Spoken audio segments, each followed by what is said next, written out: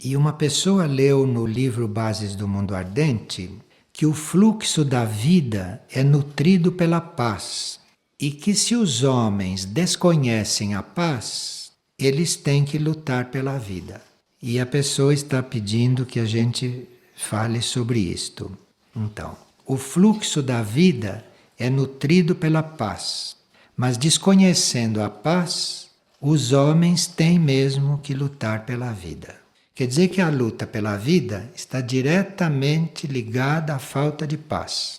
Então tem pessoas que dizem que elas não têm paz porque elas precisam lutar pela vida. Elas têm que lutar pela vida porque elas não têm paz, é o contrário. É exatamente o contrário. E essa paz não é nada que se consiga aqui fora. Nós procuramos buscar a paz, procuramos fazer paz com tratados, com boas maneiras, mas isso, nada disso traz paz, isso tudo é uma mentira e as coisas são como são. A paz não é um estado que você fique criando aqui fora, e nem que você faça por decreto, e nem fazendo reuniões com as pessoas para elas viverem em paz. A paz não é um estado humano. O ser humano não tem paz, naturalmente. Ele não é um ser pacífico. Por motivos que não vêm ao caso, porque já vimos que os raios estão limpando todo o nosso passado. Então, esta paz da qual o livro fala é um estado supra-humano, é um estado de um outro plano de consciência.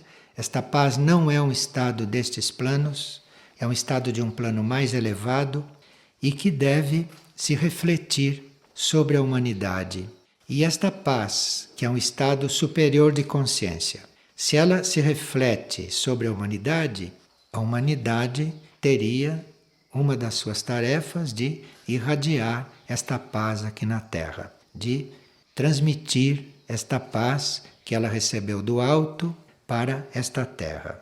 Então, se nós quisermos assumir esta tarefa de sermos portadores de paz, porque esta é uma das nossas tarefas, não?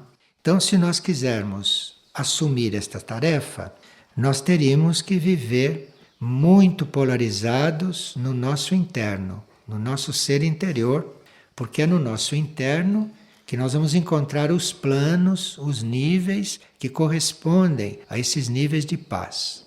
Então você não constrói a paz com ninguém, em lugar nenhum, com a sua vontade de fazer a paz, porque você vai encontrar a guerra do outro. Então aqui não é lugar de paz. A paz está num outro nível. Você precisa entrar no profundo do seu ser até você chegar neste nível e lá você então encontra a paz. E aí você vai se tornando um canal desta paz. Esta paz vai sendo irradiada.